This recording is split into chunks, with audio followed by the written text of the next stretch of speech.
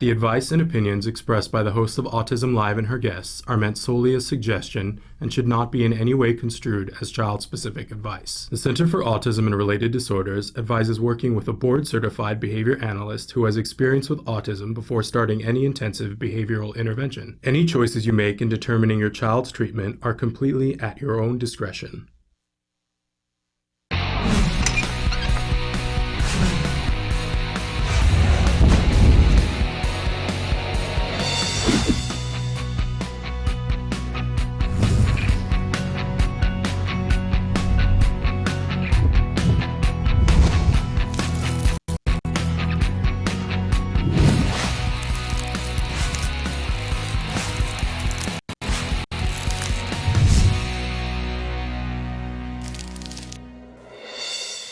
Good morning and welcome to Autism Live. I'm Shannon Penrod. We're webcasting to you live from the Center for Autism and Related Disorders headquarters in Tarzana, California. I'm grinning ear to ear because it's Wednesday, and you know I love Wednesdays. On Wednesdays, we get a lot done on every day, but on Wednesdays, I know I'm going to get to see two of my favorite ladies in the world that I enjoy the most. The first one being Dr. Doreen Granpeesheh. She's going to be here with us in just a minute answering your questions during Ask Dr. Doreen.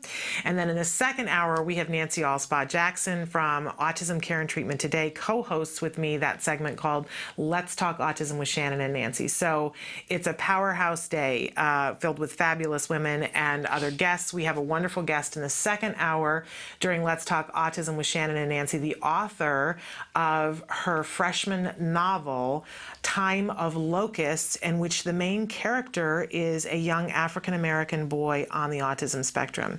It's a novel that's getting a lot of discussion, and so we're going to have her with us talking about that, and you can be asking questions. But before we get into all of that, I want to remind you that the whole show is meant to be interactive. That's what we're here for, to have this dialogue with you in the way that suits you and is comfortable for you.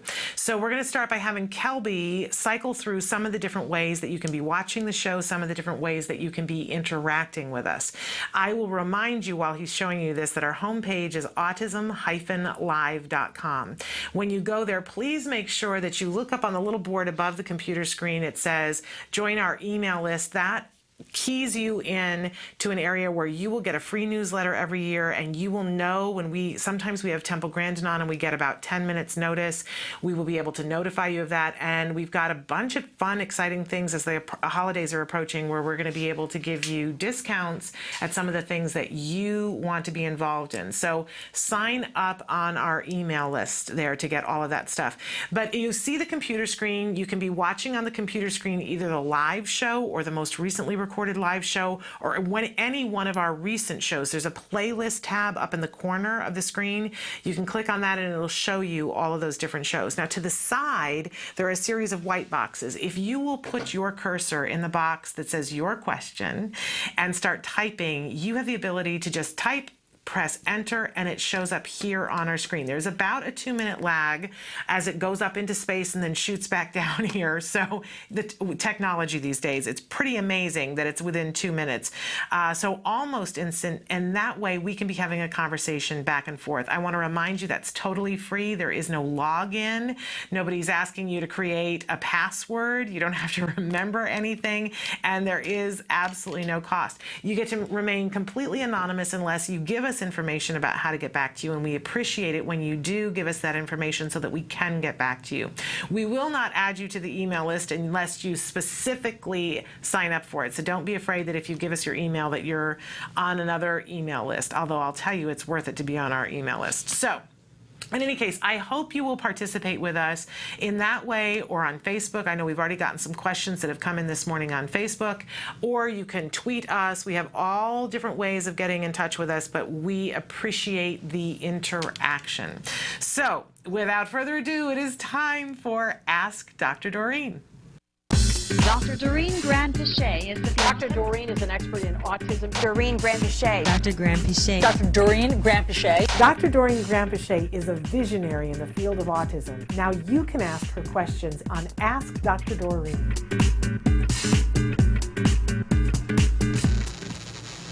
welcome to Ask Dr. Doreen. We're here with Dr. Doreen Granpeesheh. Thank you for being here this morning. Thank you very much. Good morning. This is such a wonderful opportunity for all of us to hear your wonderful words of wisdom. You are truly an expert in the field of autism and a visionary in the field of autism. Thank you so much, Shannon. I hope to be able to help. Yes, and you always do. We have a lot of questions that have already come in and some follow-up on some things that we've been talking about in the most recent weeks.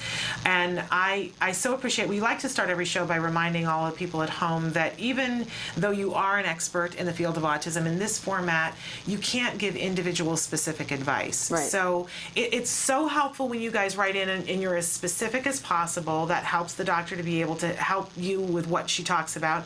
It is, in particular, very important if you can tell us where in the world you are.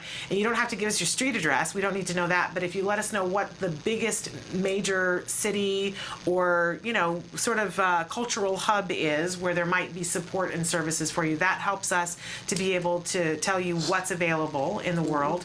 And when it's a behavior that you're talking about, giving us as much information as you can so that we can give that to the doctor. But even then, she can't give you individual specific advice. It would be a disservice right. to assume that in a little email message that anybody could know enough to give a diagnosis or give a treatment plan. That can't happen.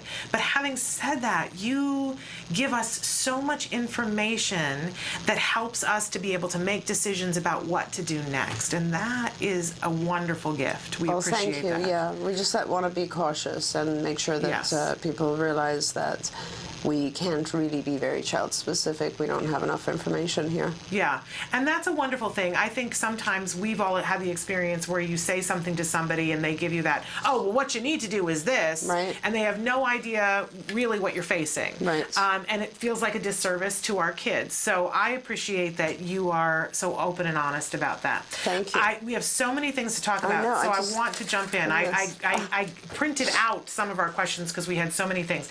I'm going to start with what's on the Facebook, though, which Sure. you haven't seen. No, that's fine. So the first one on the Facebook is about W-sitting. Is W-sitting always something to be concerned about, or can it just be the way they sit because they've seen other people, older brother, sit that way?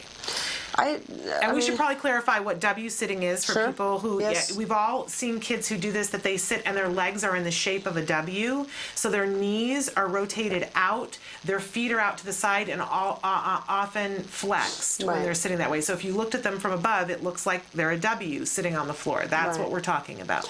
So I don't, I think this isn't really my area of expertise, but I did tear a ligament in my knee twice and was told that it's not a good idea to sit that way because it stretches out that ligament or it damages that ligament. So that's really all I know about it. Mm-hmm. And so I don't really recommend that, if you can, just teach your child to sit in a different way.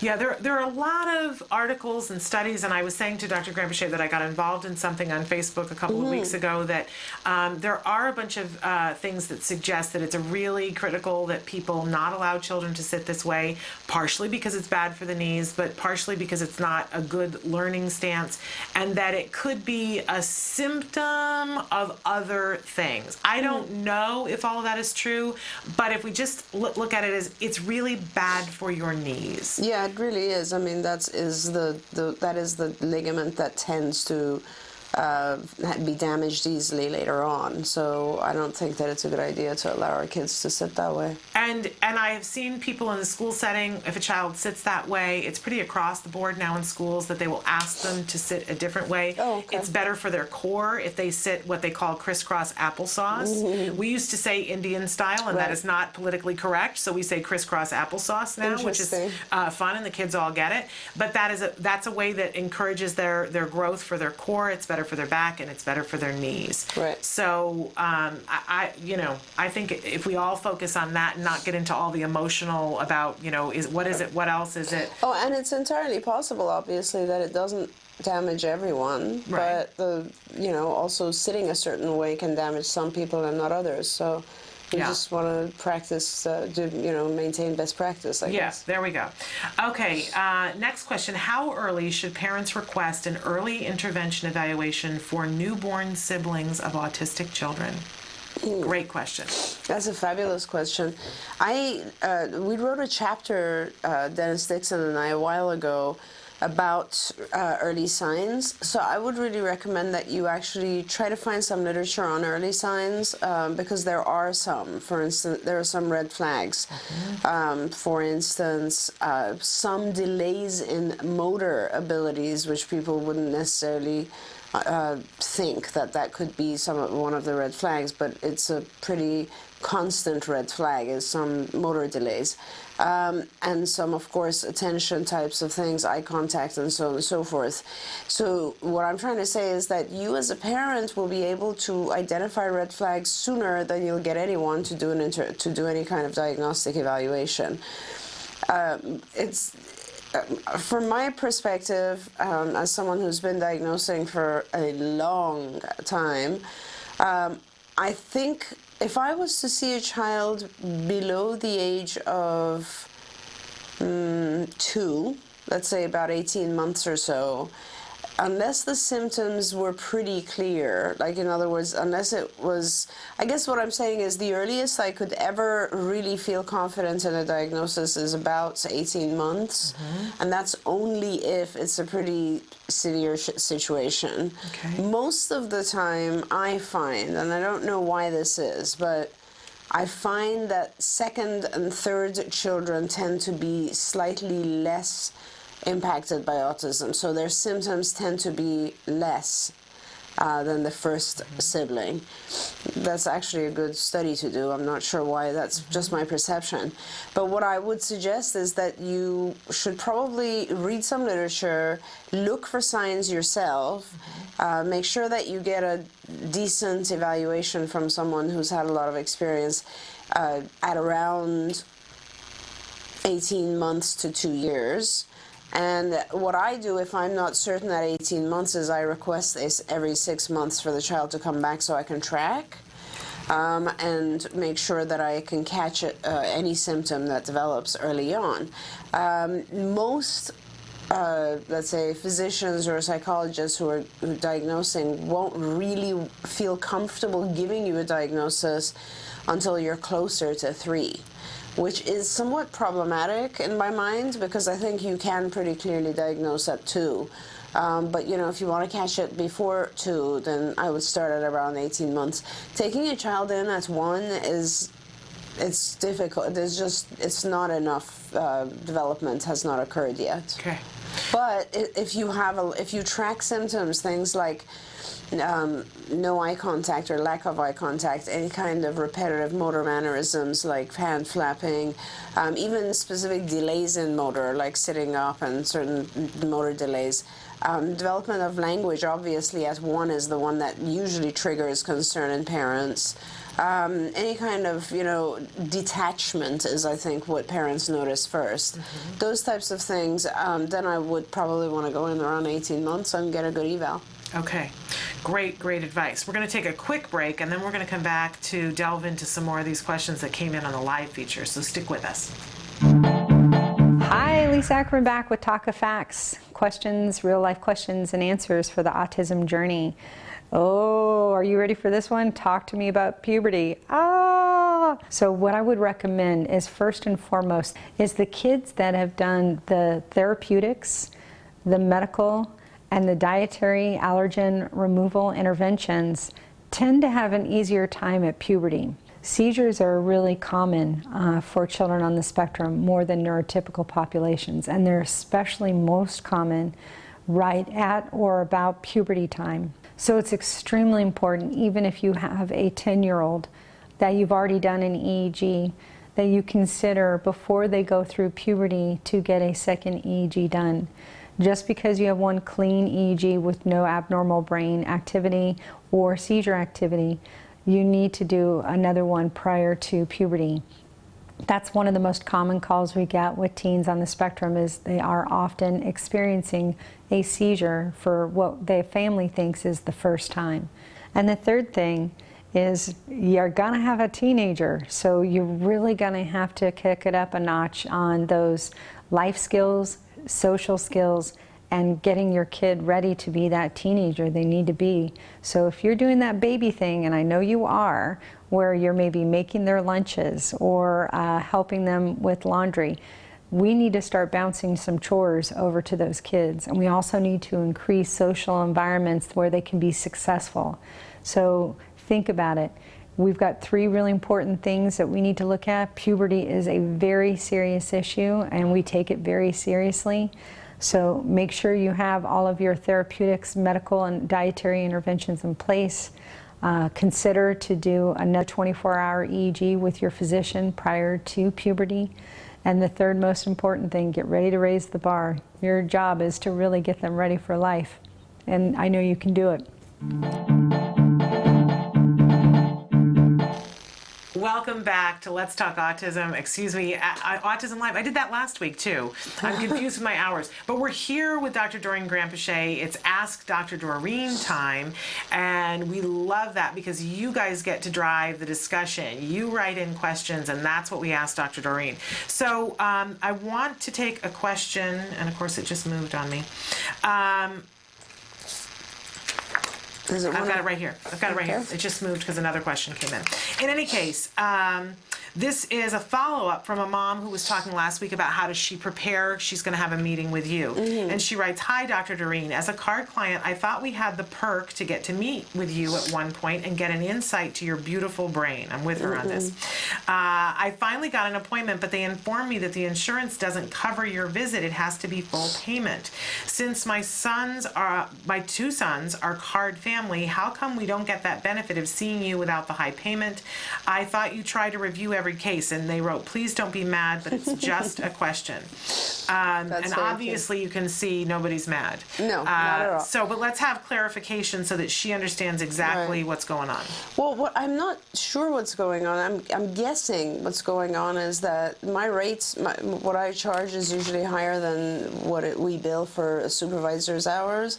So what I'm guessing is that someone, and I'm not sure who told you this, either told you they won't pay, the insurance won't cover my rates, or they told you there's just not enough hours. I'm not quite sure, but this is what you do now. You go back and you tell whoever told you, your supervisor, the operations manager at your location, or admissions, I'm not sure who you talked with. I accept, for my clients, for card clients, I accept what they pay for a supervisor. And I don't care what that is. In some cases, it could be $40, to be honest with you. I really don't care. I'm delighted to see card clients. I really want to see you because I want to make sure your child does well. And my favorite part of my job, my whole life, is just seeing kids. So what happens though is if I see you, it takes away from your current hours. So let's assume you have, I don't know, 8 hours of supervision in the given month. Then I'll probably be using 2 of those or something, and so you'll miss a clinic or you'll miss something else that we were authorized to bill for. So that's all. So it becomes a choice for you as the parent about how you want to spend your hours. Right. But you can, and I loved my clinics and loved my supervisor, but if I had the opportunity to have you consult on the case, I would feel comfortable in shifting those hours for a month. I'd be delighted to have done it. But it's your choice. Right, and some insurance companies prevent us from doing things like this. For instance, military insurance won't allow any kind of overlap. So if I see your child, I have to see you and your child alone. I can't see your team. I can't see your supervisor. It's just garbage nonsense that insurance companies impose on us. There's other types of millions. I won't go into how many restrictions insurance companies place on us. However, if you're like a typical company rather than military, or I'm trying to think about, like regional centers also don't allow overlaps. But if you're a typical insurance company coverage, then I could also try to schedule to have your supervisor there at our meeting. Sometimes I can even have the team there. So in a 2-hour span, we can also do sort of a mini clinic as well as everything else I want to review. I tend to go off structure. I don't really run through every lesson. I want to use my time efficiently and answer all your questions and tell you a little bit about what I see as the future and what you need to focus on right now and how your child's doing and all of that. And I have to kind of get that done in a 2-hour span. So we won't get through every program just like we do at clinics, but hey, I'd love to see you. I see so many card kids. Okay, so hopefully that makes a little bit more sense for you. But it is a little tough to get on my schedule, so I would really, give me about 3 months from the time you attend, 3 to 4 months. But I think she had the appointment already. From last week, she was talking about that she had the appointment already, but then it just became a question of how was it being paid for. And the problem is that if you had the appointment and it got canceled, it might not be able to keep it. And Shannon, I work. She's very busy. And her hours are very full. She's working very, very hard. But let's be in touch with us. Yes, please do. No one is ever mad when anybody asks a question. That's what this format and forum is for. Okay, we've got so many questions and more coming in even as I'm reading. So I'm going to start picking and choosing here. Hi, Dr. Doreen. What can cause night sweats? My son is on a very strict diet, biomedical intervention, full-time therapy. He's 3 years, 10 months. Sleeps great, but when I try to fix him in his bed while sleeping, his pillow is so wet. I'm wondering if there's a medical concern I should seek out. And she said, thanks, ladies. Love you. We love you, too. Yes, I mean, if it's normal conditions and you really feel like he is over sweating more than is typical, then yeah, it could be a metabolic problem. It could be a hormonal problem. I think you should definitely have him checked out. And I don't know where you are.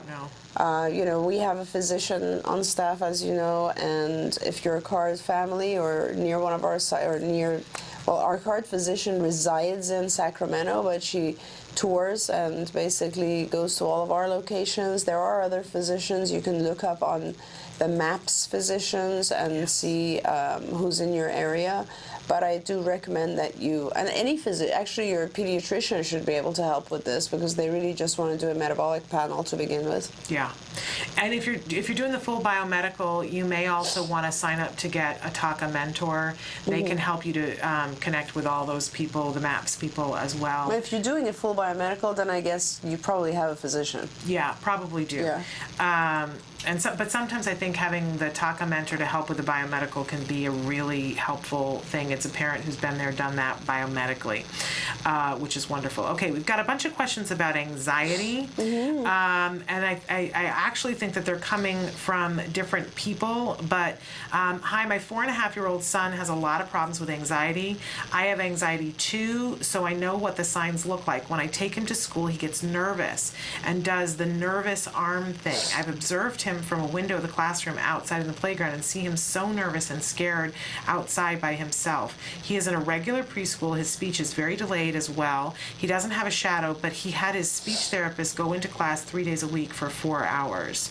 Then continuing on, what kind of things can I do at my home for ABA? The insurance doesn't cover them at school. We have Medicaid in Florida, CMS. Or should I see a psychologist for him or a cognitive behavioral therapist? And they said, thank you for the show. Thank you for writing in. Thank you for writing in, and what a great question. Yeah. So I guess I'm trying to put all of my answers together for this because this is really important. So as behaviorists, when you see a behaviorist, and I think you have access to a behaviorist, if I'm not correct. Yeah, you do, but not in school. Okay. So as a behaviorists will generally come to you and say, well, he does this type of behavior and perhaps it's getting attention at school that's what's maintaining it. So there's a behavioral perspective that this type of behavior, is maybe it's to some extent avoiding certain activities. Like, in other words, the behaviorist might say to you, okay, well, when he enters school, it's a high demand environment. It's an environment that's not very pleasant to him, so he does maybe hand flapping or whatever it is. And then what he gets as a result is your attention. You're trying to calm him. You're trying to give him a lot of love or whatever. Or other people in school might be trying to just tell him, don't do that. Whatever it is, it's maintained by an attention function. As a psychologist, so a psychologist would tell you, no, it's probably anxiety, and when he has anxiety, he will do these types of behaviors because he's trying to control his environment, which is what we do when we have anxiety, and that's what's actually leading to this behavior. So you'll have a little bit of a confusing message there. Now, what I'm going to tell you is it's both. So basically, you have anxiety to begin with. You generally most of the time, behaviors that we begin on our own, any of us, not just kids on the spectrum, but all of us, are it's some sort of an internal function, like some sort of a feeling or something that actually initiates it or evokes it. And then it's maintained by some external factor. So I always used to give examples using kids who become extremely picky in what they eat. I don't think that starts out as something that's just attention seeking. I think that kids become very picky because certain foods disturb them. Certain foods are hard to digest. Certain foods make them feel bad afterwards, make them feel bloated or uncomfortable, etc. So it's an internal feeling that it's sort of an internal punisher. Let's put it that way. It's some internal thing evokes it, and then the child avoids that, and then it becomes learned, because then the learned behavior broadens. So like a child might feel bad on one type of food, but then it'll generalize to everything that looks that way. Mm-hmm. So it's the same thing with anxiety, and I think, so that's kind of you have to understand the cause of things in order to be able to deal with how to treat them. So the way to treat it is really good, actually, because the fantastic thing about fear and anxiety is that it is the intervention for it is a behavioral intervention. So you're not going to have a conflict in terms of how to deal with this. Now, the behavioral intervention that you want to choose is what's called systematic desensitization. So what you'll do is you will start gradually. First of all, you'll teach your child, and this could be you, and you're doing this at home, it could be you or your behaviorist, or it's pretty easy. And you can look up systematic desensitization. It's a pretty basic process. We might even have I don't know if we have a module on it at IBT. I'm not sure, but it's an easy process. I'll tell you the process right now. It has 3 stages. The first stage is that you identify a series of steps to the fear-evoking thing. So, for instance, you will have the fear-evoking thing itself is getting to school, actually arriving at school, I think, outside the playground. Being outside, I think, I don't know whether it's in the beginning or throughout the day. But being in school is the most anxiety-provoking. So now you go back in time and you'll do, let's say, maybe seeing a picture of school. That would probably be less than seeing a video. Seeing a video would be more real life, and then before that would be maybe seeing a picture, and then before that would be maybe, I don't know, hearing about school or whatever it is. So you produce a series of fear-evoking stimuli that are associated to this particular situation, and you put them in the hierarchy in order of most fear-evoking all the way down to the least fear-evoking. And so now that's phase 1, and you've completed phase 1. Phase 2 is you work with your child and you teach them some sort of relaxation technique. So that could be, depending on the level of your child. And so child's only 4.5, so I wouldn't get too deep into meditation. I would do something like breathing. Mm-hmm. Breathing and counting is a good one. You could teach your child other things too, like, I don't know, sometimes I teach my kids to just put on headphones and listen to music, so that's like kind of something that will calm them a lot. Other things could be, things that interact with or prevent the child from getting too anxious, like an activity the child likes, like drawing, coloring, I don't know, any other thing that really is a soothing, calming, an object that could be soothing, calming, like a stuffed animal. School, that's probably not the best choice, but you find something else that has the reverse effect of fear. Maybe a picture of you that the child can take a look at. Maybe it's a scent. Maybe it's a location in the school that is the least fear-evoking, whatever it is. And you train your child, you teach your child to go to that to use that calming stimulus. And then the third phase of systematic desensitization is to pair the two. So you will start from the lowest fear-evoking, number one, which is the, maybe the picture or whatever of school, and you will put that in front of the child, and then you will have the child do whatever is that calming activity.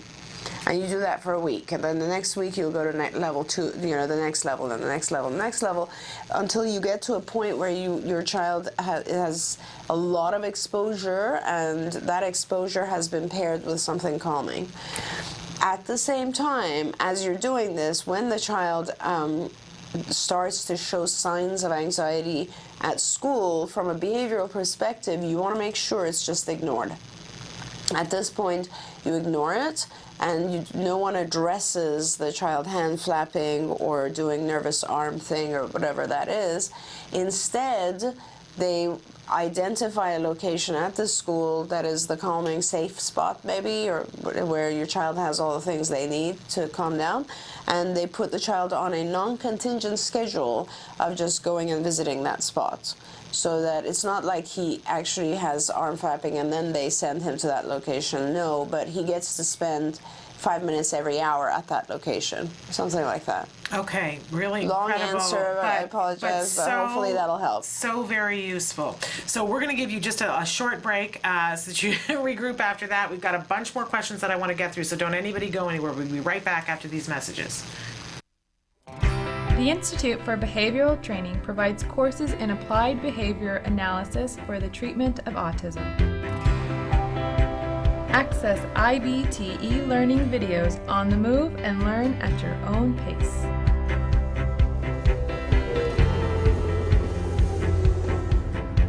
I'm going to talk a little bit about intensity of IBT e-learning makes any location your classroom on the go. So our objectives for today are to really learn what is autism and how is it diagnosed. Get professional guidance with IBT face-to-face training. IBT face-to-face training courses prepare you to effectively implement ABA-based interventions. Choose between small group and one-to-one instruction. Earn BCBA supervision hours via one-to-one video conferencing. So I had a chance to review your BIP today. You know what? It looked really good. You did a good job with it. IBT continuing education courses. Earn credit through webinars, conferences, article reviews, and e-learning videos. You can learn more at ibehavioraltraining.com. IBT, 360 degrees of ABA training. Welcome back to Ask Dr. Doreen. I want to go to, there was a mom that we were talking to last week about her child in Arkansas. And we asked for some more information, and bless her heart, you wrote in so much. And one of the things that she said was that she was having trouble. On our live feature, you get a box and you get a certain number of characters. And I know some of you, that box doesn't contain all the things that you want to say. And it can be very frustrating for you. She had it go away once or twice. So I do want to tell you, if you have something lengthy, we've asked for more information, and if you want to send us more information, you can email it directly to me. My email is s.penrod@autism-live.com. That's when you need to write a bunch of things and put them all together, send it off to me. Mm-hmm. If it's shorter, sometimes it works better in the live feature, but either way it will get to me so that I have the opportunity. So I'm going to consolidate some of the things that she said, because this is the woman who was talking about, I'm in a mess and I need a BCBA yesterday because things aren't really working out at school, and that they were talking about busing her and having her be on a bus for a really long period of time.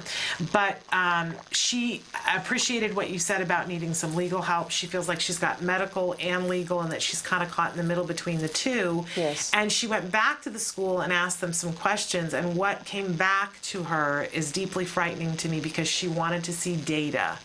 She was asking to see data that they were taking on her child to know if what they're doing is effective. And what the school told her is that they can't possibly store data for the 500 children that they service in their district, so they don't take data, or keep data.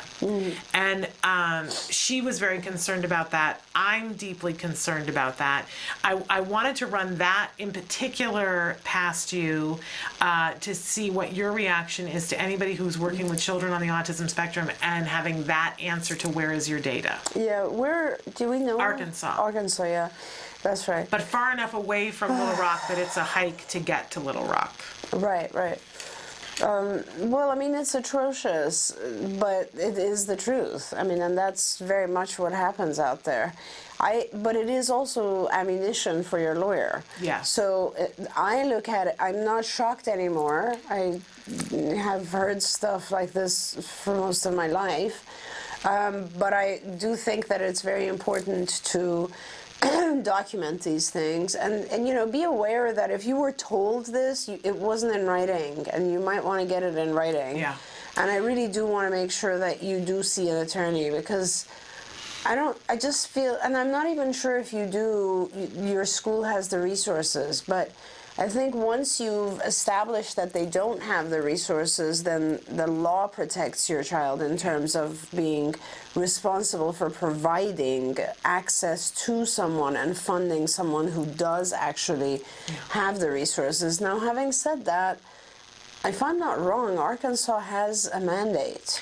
We tried to look this up last week, and I don't remember that. I don't think the map was up last week. I will look that up again in a second. I think it does, But I'm with you, and I just want to interrupt for a second. That one of the other things that she has said is that in the past she has been bringing a tape recorder to the IEP meeting, and the school disclosed to her that nobody likes to say anything to her because the tape recorder is there. That in and of itself is a big red flag for me. Right. If people are having, I always advocate that we bring tape recorders so that everybody's on our best behavior, and if they're feeling like they can't say things to you because the tape recorder is there, then that suggests to me that they know that what they're saying is inappropriate. Exactly, absolutely. I mean, it is your right, and you should absolutely document what's being said, and everything you're saying is very common and very typical and unfortunate, which is why I really recommend that you get an attorney in place. Yeah, and she also has said to us that she has talked to a BCBA that is about 40 minutes away from her, and she's given us the name of that BCBA, wants to know if we're familiar with her. Jennifer Nash is the name. I don't know, and there are a lot of BCBAs, so there's nothing unusual about you not knowing who that BCBA is, but if for example, if you wanted that BCBA, because she's saying, I want card, if you wanted that BCBA to be using the skills program, you absolutely can arrange for that to happen. Yes, you definitely can. I mean, you can, yeah. Arkansas does have a mandate. Thank you, Kelby. Kelby's That's the awesome. best. Yeah, so, which is why, the reason I thought that they do have a mandate is because I know that John is looking at opening in Arkansas. Okay. So, you found a BCBA that's relatively close, not really close, but relatively close, and you probably want to give it a shot. From our perspective, we can also provide services to you. The way that we would do it through remote services is that we would hire people in your area and train them to become therapists, so frontline providers of the actual intervention. And we would give you a supervisor who would first see your child and then continue to provide supervision, some of it through FaceTime and some of it through visiting you directly there. It's a little bit more costly because it involves the travel and accommodations, but depending on your insurance, and you see, when you go to insurance, the insurance carrier is responsible for providing you services, and if they are not able to, then they have no choice but to pay for that sort of stuff. Right. So we have some arrangements with some of the carriers where they will ask us to see people in remote spots, no problem. So it's worth looking into, and the way you would do that, the best possible way to do that is to call the 800 number, which is 855-345-CARD. So that's, again, 855-345-CARD, if you want to look into that, or if you want for the BCBA that you've had initial contact with to be using skills, so at least you've got that, you can do that as well. well through skillsforautism.com. Yes. They can be talking with her about that. But I want to remind you that at school you live in the United States. It doesn't matter which state you're in. You are entitled to free, appropriate public education. You have a very good case for saying that this is not appropriate.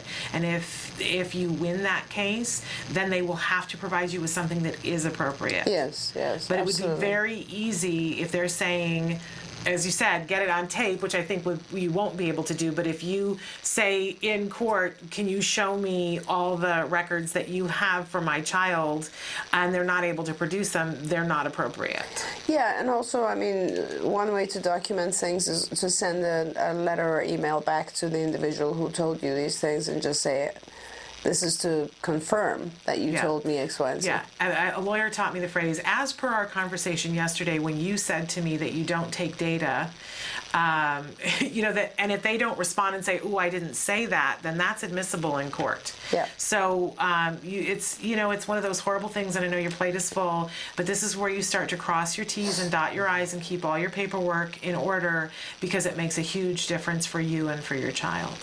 And one of the things this mom writes is, you're right, I do need legal counsel, but it's like going for the police while your child is in need of medical attention.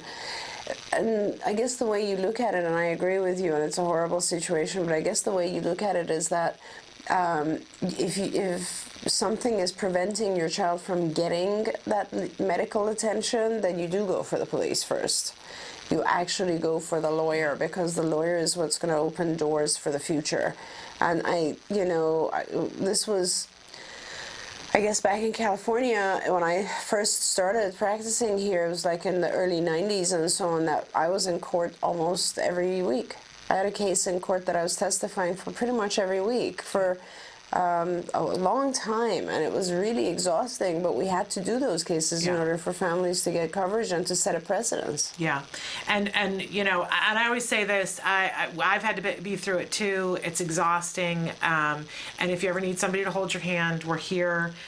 It's the stuff that you have to do. We have the expression in our family that I'll say, oh, I'm going to have to get my dress dirty, because sometimes you have to get in the mud to make it happen, and it's hard. It's really stressful, and it's hard. Make sure you have people holding your hand while you're doing it, but it's so worthwhile. Absolutely. I look back and and we also say, oh, we're going to have to get our Norma Ray on, right? Yeah. But I look back and with great calm, knowing that we did what we had to do, and I don't beat myself up about, oh, I wished I'd done that. It's much easier to get in there and get done what you have to do, as stressful it is, than to sit around and worry, oh gosh, what did I let go of? It's true. So I'm going to power on, because we've got all these other questions. One that just came in that I want to make sure I address. Good morning. My adult son hoards paper. His backpack weighs about 50 pounds. He picks up free magazines and newspapers outside stores. He also likes to make lists and keep them in his backpack. He has stacks of paper in his room. I think it might be a fire hazard. Please help and thanks. Yeah, it is. Hoarding is definitely a release for anxiety. In all cases, that's what hoarding is. So it's a compulsion that goes along with a lot of anxiety. And it's basically the same kind of concept that I was talking about earlier, which is it's like a safety blanket, it's a security. So you collect things. In general, we collect things in order to reduce anxiety. So I would, you need to deal with this pretty much as any, first of all, you need to assume that he's, doesn't have a developmental disability, but it is just hoarding. You're dealing with hoarding, and you're not dealing with the ASD, you're dealing with hoarding.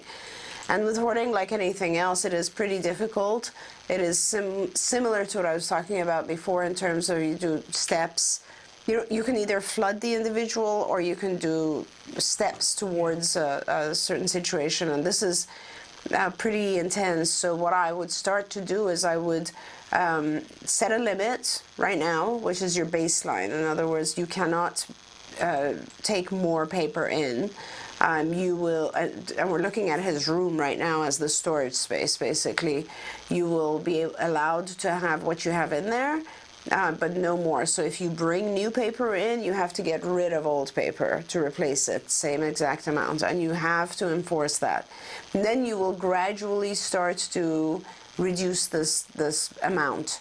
So let's say there's, I don't know, 20 piles right now.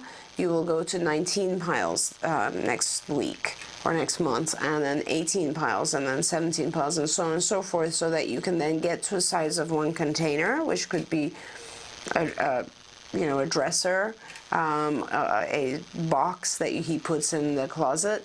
But and as you're this is your behavioral manipulation of the situation, and you have to do this, and you will have objection. So please expect a reaction from him. Obviously, he'll be sort of upset and maybe, get, I don't know what his functioning level is, but he may get aggressive, he may have tantrums, he may get very upset.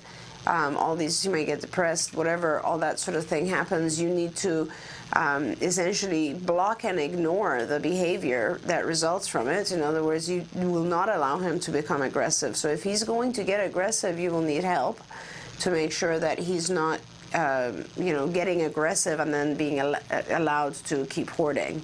So you will need to be very strong about this, and you will do it gradually so that it's not too difficult for him, but it needs to be enforced. And then you will continue to do that with help and maybe assistance from other people, and just you're ignoring his negative outbursts of any time or of that, but at the same time you probably want to have some redirection into some other type of activity that is a little bit more acceptable, I suppose. Here's an idea. He could, depending on, do we know his age? I don't know. She's an adult. Yeah. So you could teach him computer skills and then allow him to hoard online. Yeah, so in other words, documents. So scan documents online. That would be fantastic. What a great idea to buy him a scanner. And here's other things, is just producing folders, and he will bring documents into them and save them there. So this is a very good way to go about doing it. I think, the cloud? If you set up a cloud for him where he basically, it's his, and he can hoard millions and millions, and then teach him how to organize it. In fact, you're giving him very good skills, which is sort of librarian categorization, filing skills. Right. And so that would be probably a very good outlet. Typically, though, I find that people need a physical, it's not so much the act of putting things away or keeping things as it is surrounding themselves with things, clutter, because it's kind of like a wall that you're building. So the computer situation may help to some extent, but it might not reduce the need to hoard, in which case I would give him other things that can have the same kind of feeling. For instance, you could produce in the environment, in the corner of his room, a location which is relatively confining. So in other words, maybe underneath a table you can set up some pillows or cushions, and he has a blanket or something like a little playhouse or something where Temple he goes Grandin in. took the cow squisher to college. That's exactly what we're talking about. Yeah. Sometimes they need that. He needs an area where he feels, which is to us would be sort of confining, but to him is safe. Yeah. They also make those shirts that that kids can wear. They make the silk undershirts, and then those to me they're compression shirts, but they're very normal and popular right now for kids to wear. They wear them in the swimming pool during the summer, that are long sleeve, and then during the winter they'll wear them underneath other clothes just to stay warm, and they're just tight fitting sort of spandexy shirts. But what we've discovered is that it has a comforting feeling for some of our kids. They put it on, and you make sure that you get one, because they come very small so that they fit a little bit tight, so you get one that's big enough but squishes them a little bit. It's comforting. Yeah. Other things similar to that, and thanks for bringing that up, because it just made me think of someone else I want to get one of those for. But another thing that could be similarly comforting is just weighted down clothing. So anything that is has pockets, if you can, like one of the things we teach our kids is like they can hoard things in their pockets. Part he might want his backpack to be heavy. So if you're going to reduce the paper, which I wouldn't do it without he should be responsible for doing that. You shouldn't do it and force him to just have an empty bag. He needs to be the one to remove it and put it in the trash, you know. But at the same time, he might want the weight. So why don't you put some, show him how to put weights in there, and teach him how to do weightlifting and stuff like that. There you go. Making it all into something that's positive and isn't detrimental. Okay, I'm going to power on because we have so many things to talk about. Hi, Dr. Doreen and Mrs. Shannon. This is from India. Again, I had earlier written to you about accessing skills, but we still, they use only paper money, not credit cards, so it's taking me some time. By this month end, I should be able to do it. I recently had my purse stolen, and it's amazing how difficult it is to be able to purchase things online when you can't, and, so I feel for you. She says, my daughter is verbal and high functioning. She's 4.5 years old, Montessori preschool for 15 hours a week, and early intervention program, which is center-based group intervention, about 12 children giving intervention by a speech therapist, occupational therapist, and a psychologist. Can you slow down and read that again? Yes, I'm sorry. To take it. No, I was 15, just trying. So Montessori preschool, 15 hours a week. Right, how old is the child? 4.5. 4.5 Montessori, 15 hours, got it. Early intervention program, which is center-based group intervention. It's 12 children given intervention by a speech therapist, occupational therapist, and a psychologist. That's 15 hours a week, so she's at 30 now total. There's nothing like the quality. Wait, isn't that the same program? No, those are two different things. I think, because she says 15 hours each time. So I think they're two different things. But she goes on to say, but there's nothing like a quality ABA available here, because she's in India. But I have been watching your show and the A Word and tried to do whatever I can. My daughter has shown great improvements over 2 years intervention, but recently has started hitting her classmates in school. I went in to observe. Seems like it's for attention. I'm not sure. Can hitting be her way of trying to socialize with her peers? Before we get too involved, I just want to say that if you're interested in sending me a contact information, we have another mom in India who writes to us and has, for the longest time, been wanting to have another mom to be supportive back and forth in India. And if that's something that interests you, I can't give you each other's emails for anonymity's sake, but if you write to me and say, here is my email, I would like you to share this with the other mom in India, then I can do that. And you might enjoy that. And she is a mom who uses skills and would love to have another mom to talk to. And I would really recommend it, because when you first start using skills, it's a little difficult, and it might be really good to have someone who's familiar. And she's an awesome autism mom, and I see that you are as well. And the two of you together, that just makes it that much more powerful. Yes. And I feel for you. I love the fact that you're working it out, how to be able to pay for skills. I'm sure that skills is willing to take paper money, but the conversion rate, I'm sure that's a whole other right. I mean, there's PayPal. I don't know if that also requires a credit card. It does require a credit card, and of course I want to recommend IBT. But you're going to need a credit card for that as well. So in any case, the hitting, though, if you could address that, Dr. Granpeesheh, that she's recently started hitting her classmates in school. Mom has observed, looks like it's attention to her. She's not sure, but can hitting be her way of trying to socialize with peers? Yeah, it could be her way of trying to socialize, but it's still an inappropriate way. And I think that it also is, usually it's not necessarily, I mean, it could be attention seeking for sure. A lot of times hitting is, but she's young, right? 4.5. Yeah, so usually at 4.5, it's to gain access to something. So in other words, they could be playing with something that she wants. That could be one feature. So, or she could be trying to gain their attention, certainly, because she feels left out. Or she could be trying to interact with them socially the way that you're saying, sure. Or she could be, I don't know, trying to avoid some other thing that's going on where hitting will get her out of that. I don't know what that could be. It could be a number of different functions. It is still pretty inappropriate to hit other kids, and it'll, obviously isolate her. And if she's interested, and it also, most of the time when kids this early on hit other kids, I'm guessing she has siblings, and that she has done this in the past with her siblings, and it's been rewarding. In other words, she's hit someone else or other kids and has gained access to a toy that she wanted. So it's become a rewarded behavior. So now it's a behavior she has. So it's a challenging behavior. For that, you need the BIP builder, obviously. You need to do a functional assessment and learn exactly what the function is. It's tough, but we have all this information online, not only through Skills, but also through IBT. I would say go on Amazon. Our book is out, obviously, so you could also order our book, which goes into detail about how to do these things. Right.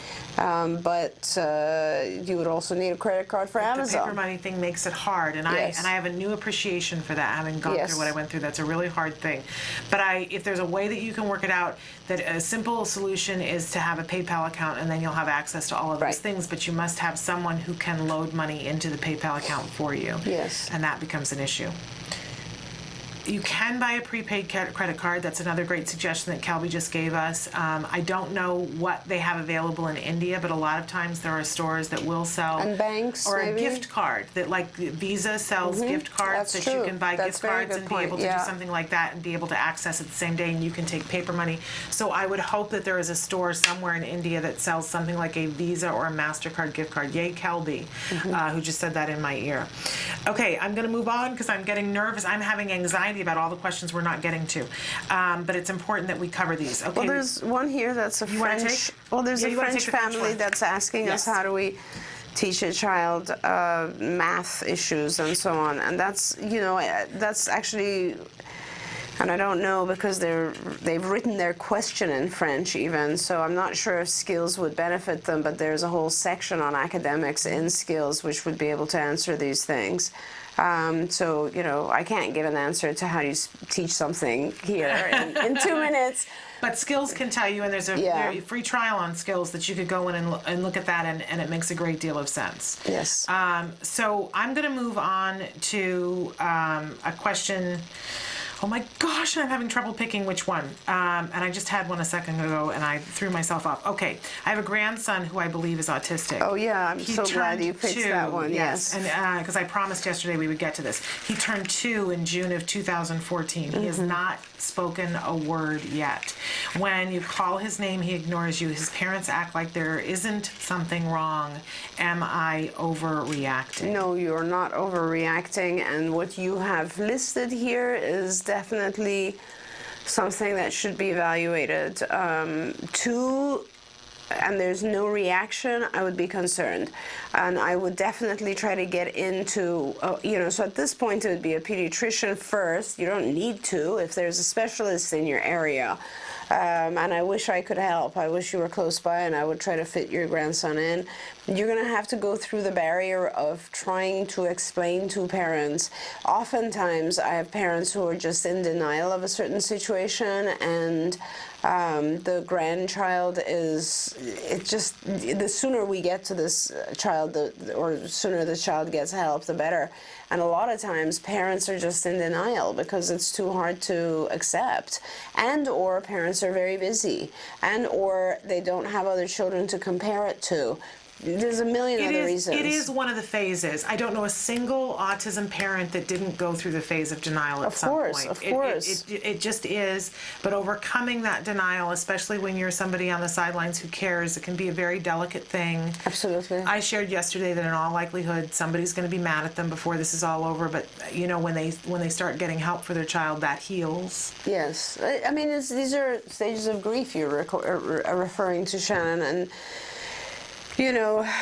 Good for you that you're such a concerned grandparent.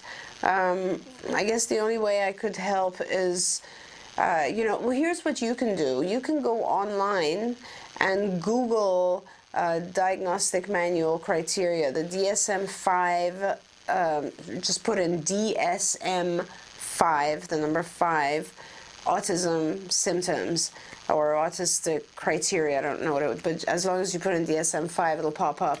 And you can read the exact symptoms that we're looking for. And, you know, from a lay perspective, you can still think to yourself and determine if there are a lot of symptoms that fit in, at which point I would just show that to the parents. There we go. We've got time. I'm going to squeeze this one little one in, but you have to be brief because I know you have to go. Sure. Any tips on how to not feel so overwhelmed in a loud setting? I have Asperger's, and loud settings do not go well with me. Thank you so much for putting that in. Yeah. You know what? I would just recommend that you have headphones that you carry around. They're actually considered pretty cool these days, depending on how old. I would assume this is a young individual. I'm not sure, but regardless. They're writing it in the question themselves, so I think it's got to be at least a teenager or or an adult, and it doesn't really matter. I would have headphones with me. I would have noise-canceling headphones with me. And I would carry those around, and I would put them on when there's loud situations going on. If you want to be able to hear, then you can have regular headphones that you can hear what's going on around you in the background, but it's not as loud. Yeah. I do recommend that. Sometimes I gotta tell you, I use headphones just because I can't handle noise levels around me.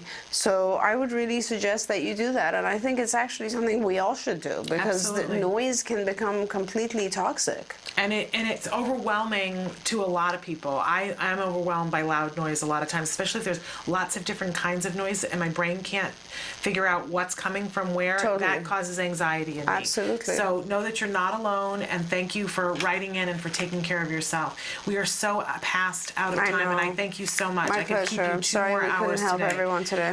We got through a lot of them, though. But I will continue on with some of your questions tomorrow with Dr. Jonathan Tarbox and with Dr. Adele Nadowski. So if your question didn't get answered today, make sure you tune in tomorrow for that. It's time for us to now go to the A Word. We were just talking about the A Word. This is an ongoing documentary being made by the Center for Autism and Related Disorders following a little boy, Jack Riley, who was diagnosed with autism at the age of 2. And we get to have a little window into what's happening with his early intervention, with his family, and with him. So take a look. This is the A Word. Don't forget, we'll be back right after that with Let's Talk Autism with Shannon and Nancy. We're going to be talking with the author of the book, Time of Locusts. So stick with us. Here is the A Word.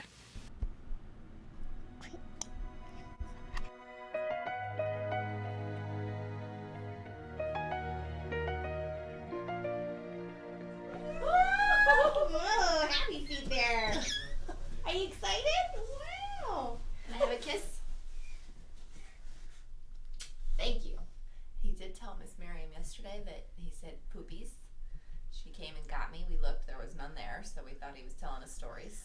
And 2 minutes later, there were. Oh. Wow. You did it, didn't you? That's exciting. Shizue is a new therapist and is having an overlap with Jessica. She will be doing fieldwork training until she is ready to independently work with a child. In order for Shizue to work independently, she must first pass a theory-based test, which is her knowledge of autism, and then second, she must pass a field evaluation, which is an overlap where she applies what she has learned. If I want to do actions, then it looks like we're just doing maintenance right now. Do the ones that he already has mastered. And that's in a separate bag, okay. Yeah. And then you would just be asking, what is the little boy doing? The boy is playing. Okay. It should be his answer. Okay. Jack Riley, my name is Shizue. Hi, Shizue. Hi, Shizue. Oh, very good. Give me a high five. Yeah. Okay, so Jack, what would you like to do after we do a program? Would you like bubbles? Puzzle. Oh, puzzle? Okay, we can do puzzle.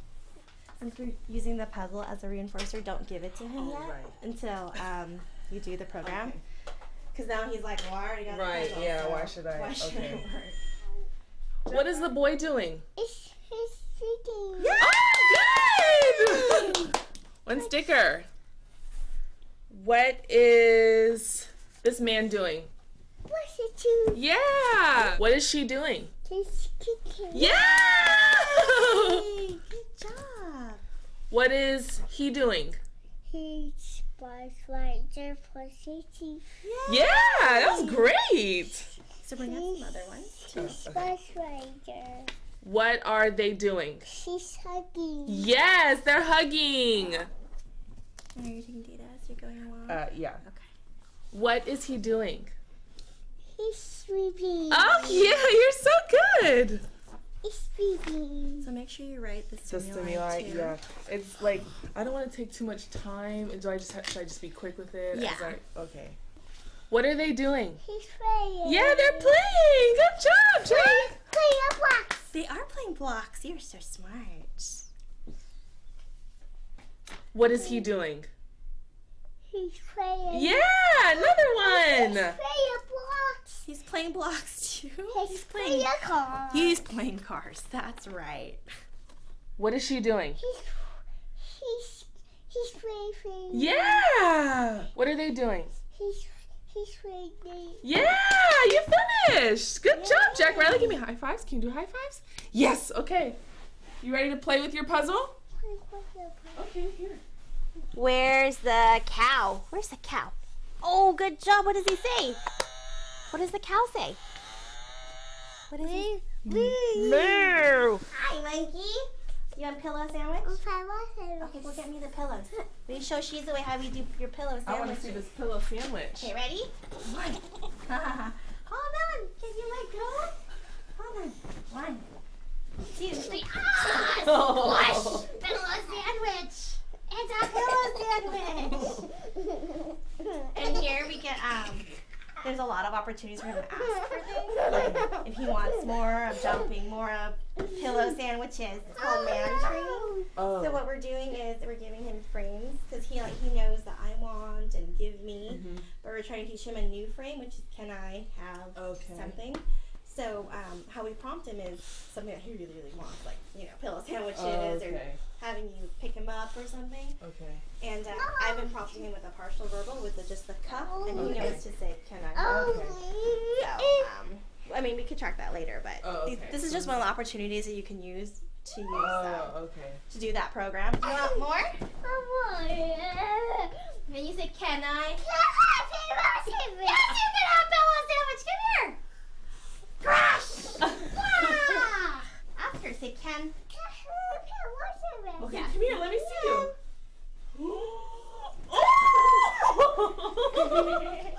Oh, how fun is that?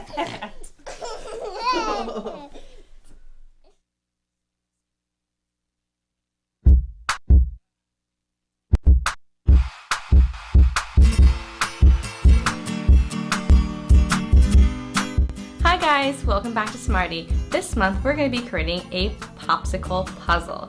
As we do this fun activity, you'll notice these icons will pop up. These icons tell you important information about the skills we're using to create the craft and where you can find them on the Skills program. Skills is an ABA-based tool that helps parents create a curriculum that will help their children that are on the autism spectrum. Well, let's get started. The materials you'll be needing are popsicle sticks, tape, and arts and crafts materials. So step 1, you're going to take your popsicle sticks and lay them down and cover them with tape so they don't move around.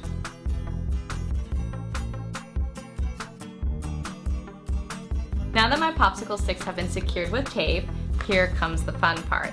You're going to take your arts and crafts materials, they can be paint, markers, whatever you have, and then you're going to decorate this with a beautiful picture.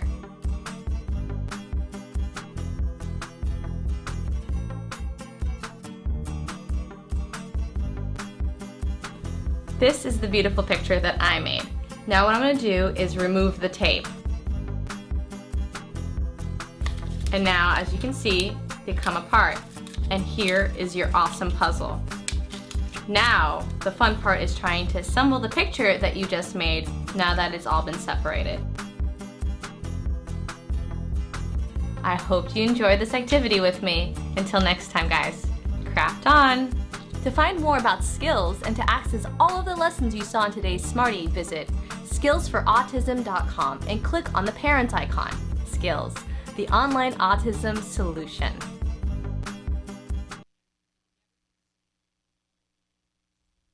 The Institute Behavior provides courses in applied behavior analysis for the treatment of autism. Access IBT e-learning videos on the move and learn at your own pace.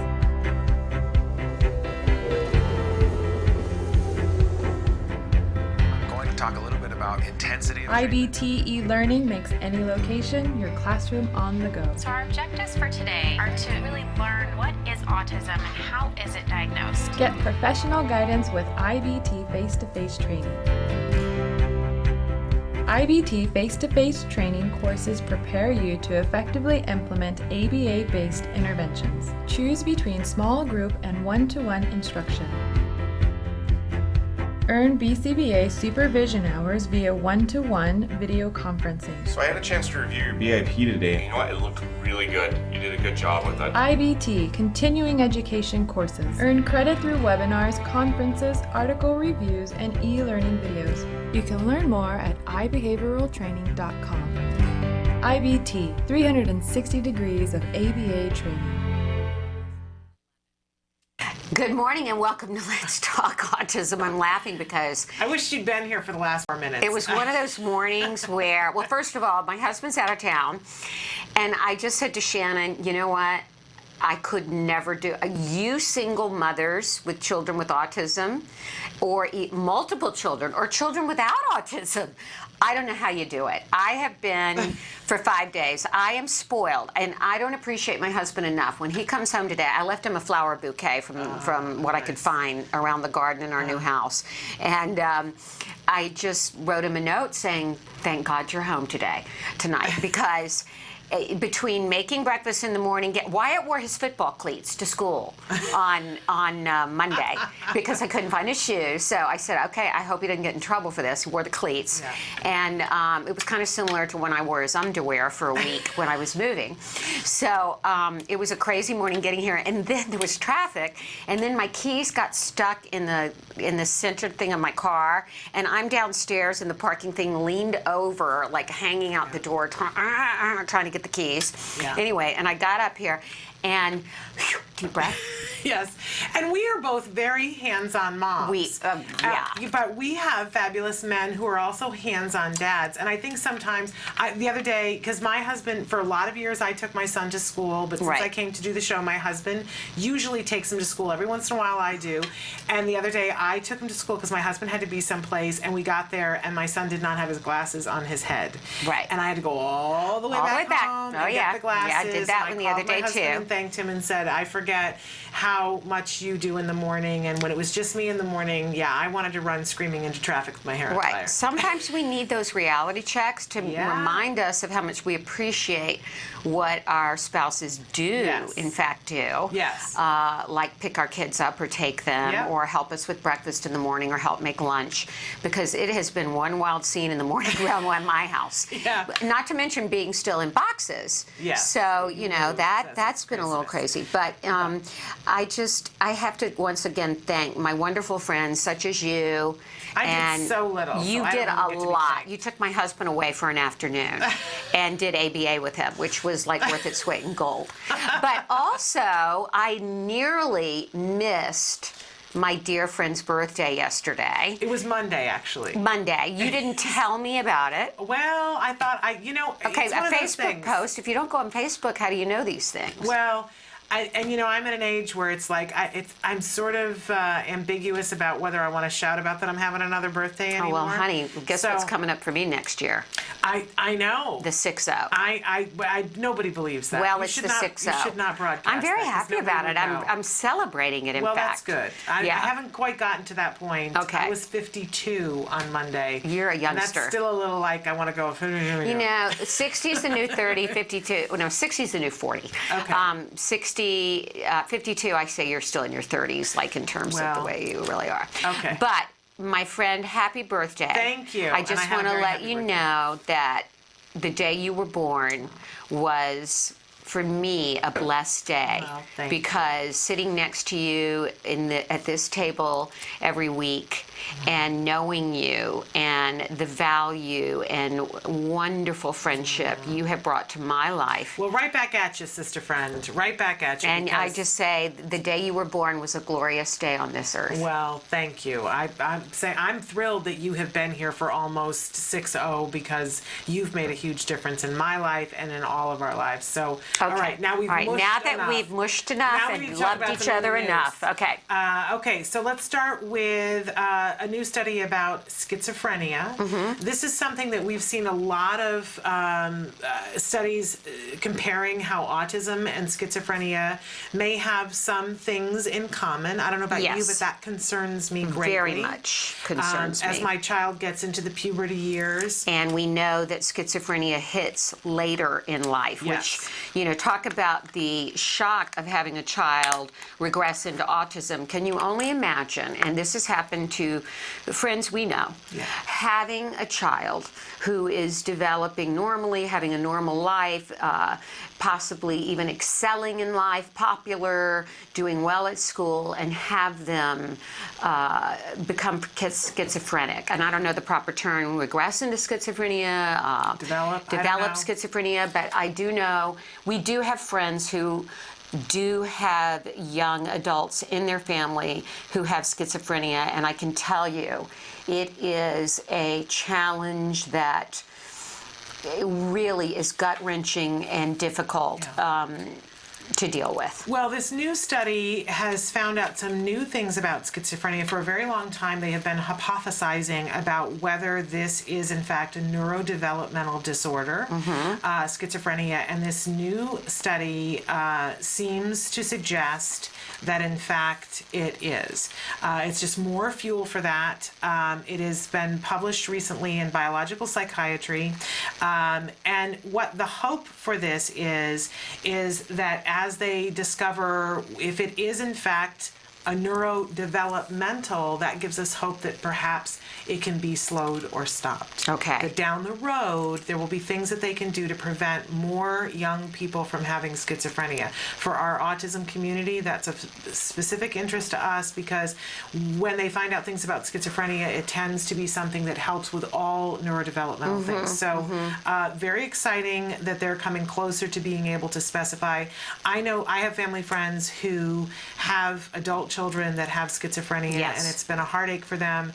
And anytime there are answers, they feel a certain peace. So they were thrilled to hear this, that we're starting to get closer to this. And I'm wondering if they can identify it earlier, what kind of interventions. I'm wondering, you know, it doesn't seem like something that behavioral interventions would work with, but it looks like maybe drugs. Absolutely.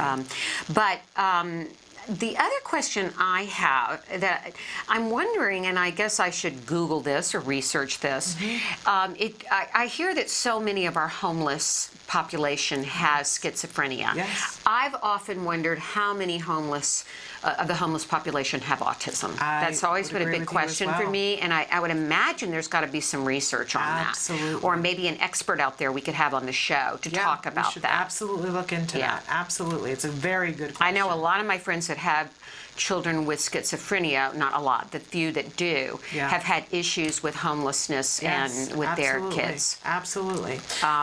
Moving on, we know more genetically today than we knew about autism a week ago, that they have identified 10 specific genes that seem to be linked to autism. This is and these are 10 genes with high levels of mutations that they are finding consistently in individuals with autism. I know previously we knew at first there was one that was linked to a very specific type of autism, and now this information of having 10 specific genes may help us to get quicker diagnoses and be able to target who it might be at risk so we can start interventions earlier. And I'm wondering if this is something that can help us to know we keep talking endlessly about vaccines and about the fact that it appears from all the studies that vaccines are okay for a large percentage of the population, but we know for a small percentage of the population that they are going to have the potential, at least, of negative reactions, and maybe this will help us to identify who those people are. Very, very interesting. 10 separate genes. You know, the other thing, and I've also wondered about too, is we know that there's genetic issues involved and immune issues involved. And that's where we see that mutation. Right. That we've had scientists on the show before talking about that sometimes those mutations have to do with genetics, but sometimes it has to do with the environment. So a very interesting thing for us to be noting. And then I wanted to take an opportunity to talk a little bit about the Kanye West controversy that was all over Facebook over the weekend. Did you have an opportunity to see some of this or to see I the didn't, video? but when Reed Jackson, my husband, and I, and Wyatt moved out of Hidden Hills, now we were in the poor section. I have to, if those of you have heard of Hidden Hills, California, it's become sort of a celebrity haven because it's a gated community. We moved in there for the horses. It's a horse community, or used to be. And as soon as Kanye and Kim moved in, we moved out. So I think that's kind of symbolic. It was like almost on the same weekend. Yeah, I hear he's going to be driving his armored Bentley around the hood. Well, okay, so for those of you who aren't familiar with this story happening, there's a part of his show over the weekend where he wanted everybody to stand up, and it was, from what I saw and from what I understood, it was that he was asking, it was more of a spiritual kind of a thing. Yeah. Celebrating, God being in your life and that kind of thing. That's great. And he said, I want everybody to stand up, and I don't want anybody to sit down. Okay. I'm not going to sing until you all stand up. And he made the comment, I can't do the show until everybody stands up unless you got a handicap pass or you got special parking and S blah blah blah T. Okay, so he was saying unless you have an extenuating circumstance, everybody has to stand up. And he's done this before in shows where he pointed people out and said, come on, you have to get up. And it's been this kind of funny thing, and I'm holding up the whole show until you stand up. Where there was an area of the audience where there were two people who were in wheelchairs. And he could not see that from the stage. Right. And so he stopped the show, insisted that they stand. People around them in the audience were making motions for a wheelchair that he wasn't getting. Right.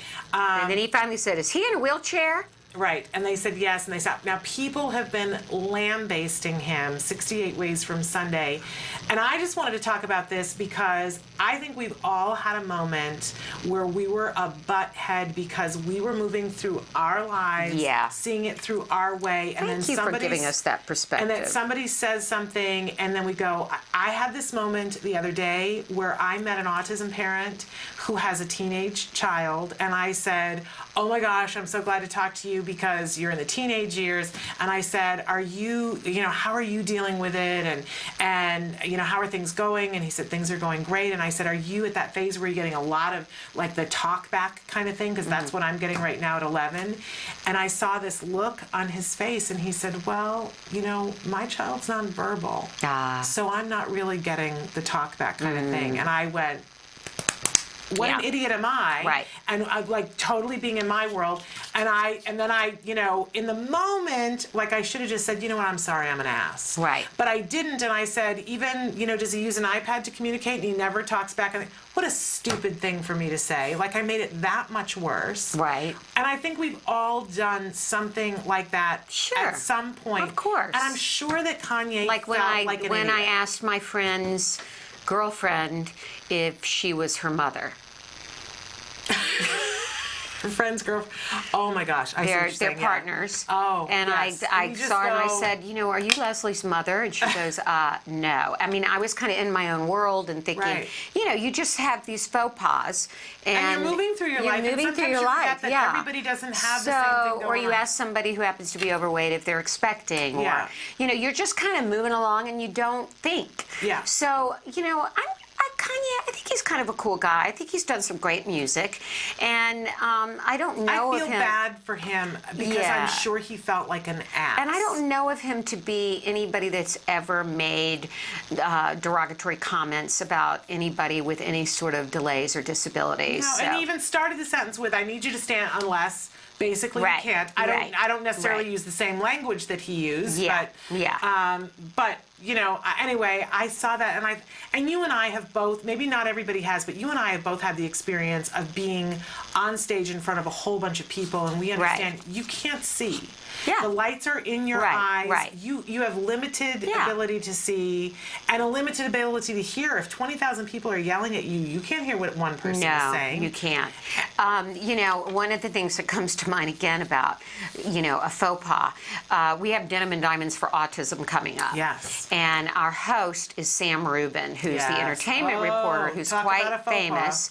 And, you know, he's here in LA, but he does get syndicated and does segments that people see everywhere. He had Samuel Jackson on the show after the Super Bowl. And he said, how about that Super Bowl commercial? What was the reaction to that? Well, it was Lawrence Fishburne, correct? Yes. In the Super Bowl commercial. Well, Samuel Jackson, it was very funny, but he would not let Sam get a break. Oh, he roasted him? He went on for 20 minutes. I'm not that guy. Right. You got the wrong black guy. Yes. He goes, you got the black guy. I'm the black guy with the credit card thing. You know, he goes on and on and on. Yeah. But you might be thinking of this black guy, but that's, you know, the voice of God, who is whatever. Morgan Freeman. And then there's that other black guy. And Sam was so flustered. And embarrassed, embarrassed, and it went viral. It's had millions of hits. But I guess I might have to remind Sam when I come out on stage that, you know, I'm not the blonde famous for autism that just married Donnie Wahlberg. Right. I'm definitely not that one. And I hope it's that clear Sam still has a sense of humor about, but he has to at this point because we all make mistakes. We do, and we have to forgive. Yes, and I, you know, I applaud that that the two people who were in the wheelchairs made it clear, and from my understanding, they were not offended. Yeah.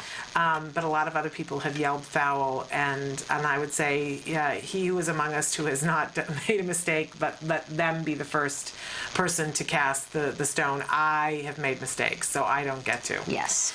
In any case, we've got a great guest. Yes, her name is, I'm going to try this. You go for it. Morowa Yejide. Okay. I think I got that right. I think that sounds great to me. Prolific writer. Yes, but this she's joining us today to talk about her freshman novel. So she's been writing for a long time, but this is her first novel.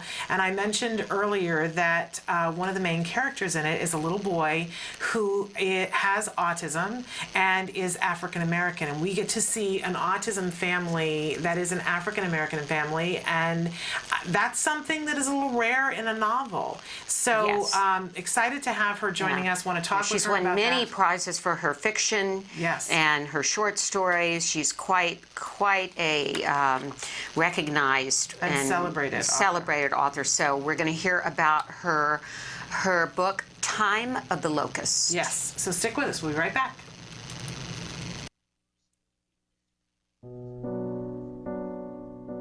When you find out you're having a boy, you always think like, oh, he's going to play football, he's going to do this and that. And then when he's diagnosed, all those things get washed away. It's like that piece that's always in the back of your mind, you know, where is he, what is he doing, is he safe? We really didn't know what we were dealing with. I wish that they could have directed me a little bit more and provided me some information. I was a young mom. I didn't know what it was like to raise a boy, despite a boy with autism. Hundreds of thousands of families are not getting the help they need for their children with autism all around the country. ACT Today is determined to bridge the gap. These families really have to go through a lot to get a grant. The application process isn't easy. The records, the diagnosis proof, they're really battling for their kids. So when we can give them a grant, it is so wonderful to see that they succeed in getting that help for their children. Our founder, Dr. Doreen Granpeesheh, is an amazing woman, and she is one of the world's foremost authority on behavior of children with autism. She's extremely knowledgeable, and she oversees every single grant we give. She is part of that process. People may think of autism care and treatment as simply schooling or therapy, but you know, we provide important safety supports, things like fencing, for example. The whole family's living in fear of that child running out into traffic. I recently delivered an iPad to a little boy with some of the apps that are out there for children with autism. Miracles happen. I got the iPad from ACT. From ACT, What did it say? Can you repeat that, Dustin? I got the iPad from ACT. We have helped so many military families. And when I think of these brave families that are fighting two battles, one to protect our country and one for the right treatment and care for their children, it breaks my heart. And I think we have to do more as a nation to help them. There's not a day that doesn't go by that we don't think about it. Some people say, oh, he's normal. You don't see the battles that I see every single day. My husband does have to deploy, and when they get on that bus, that might be the last time that my kids ever see them. So I called, and then they informed me that he had received a grant, which was like a blessing from above. I was just like speechless. I just started to cry because, you know, without it, we would have been lost. The AT grant was a total miracle. Without that, we wouldn't be able to receive the service dog. So we're so appreciative what they've done for us as a family. Recently, Act Today funded a program for military children with autism in San Diego, the Inclusion Films program, which is run by Joey Travolta, and teaches kids on the autism spectrum literal filmmaking skills. They learn how to make a movie. Are we ready? There you go, got it. Okay. Everything that goes into the process of making a film goes into everyday life. So they're learning life skills, they're learning to collaborate. It was really nice to know how much they were enjoying this camp, and they're with people who are supporting them and are making them feel great about themselves and their differences and their similarities. And I get two kids that are working together and apart and together and apart, so it's an interrelationship as well as a camp and a learning experience. It's so fulfilling when I get letters. One stands out for me, a boy who was 14 with Asperger's, and we gave him a grant to go to a drama camp. He wrote to us and said, "Dear Act Today, thank you for letting me belong for the first time in my life." These kids are remarkable. You know, we underestimate them. They're so knowledgeable, they're so capable, and we can change the life of a family, which means changing the life of a community.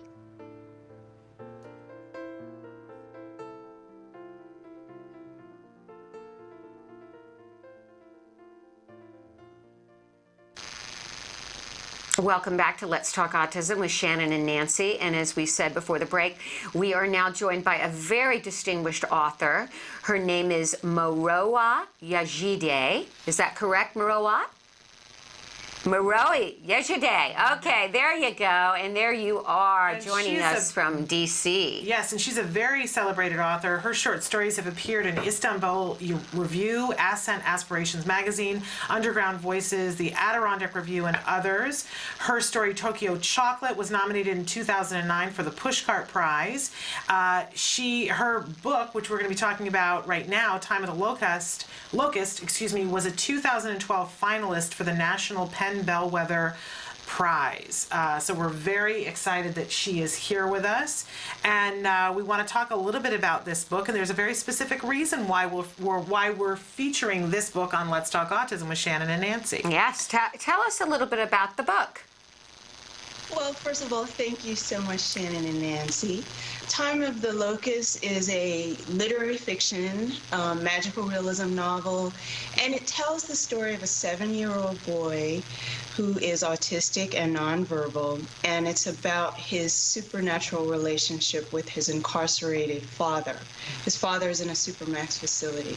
So we get a window into what it's like for his mother to raise him as a single mom and to try to reach him, and what it's like in terms of his world of water, which is his imagined world, his interior world, and he uses that world to process what he calls the land of air, which is the real world, the world where other people function every day. And it's a way for him to deal with his frustrations and fears. Well, and I'm curious about why you chose this subject. Why was this something that you wanted to tackle, autism? It came about in a very organic way. I'm a very image-driven writer. I like to deal with concepts. And I'm a researcher by trade. So I came across, by chance, an article, and it had a photograph, a beautiful color photograph of this boy, autistic boy, nonverbal. He was looking out the window, and he was looking out a window at a tree, and he had just this wonderful, wonderful expression on his face, and it just seemed to be an entire universe behind those eyes. And I remember thinking, wow, you know, this child is nonverbal, but I'll bet there's a whole world behind there, a whole universe behind there. So I wanted to explore what that world might look like. I also became fascinated with the concept of dormant lives, interior lives, things that we don't necessarily get to see, hidden worlds. So I began to look at what type of worlds might those be. Autism, to me, from what I've been able to understand about it, is still very much one of those great mysteries of the mind. There are many mysteries of the mind, and autism is one of them. There's still so much that's not understood. And I wanted to do the idea that there is an interior world justice by exploring that through the lens of magical realism, through the lens of autism, and really try to look at what a family, what an American family would look like dealing with certain extraordinary circumstances, like the mom being single, her husband being in a supermax. I looked at the dormant underworld of the prison systems in the United States. And I looked at the sort of interior prisons that people build for themselves, mom, and also through mom. So it's an exploration of family and what they might face. Wonderful. Well, this is a particular interest to me, Morowa, because I have a son on the spectrum. We both do, as you know, Shannon and I.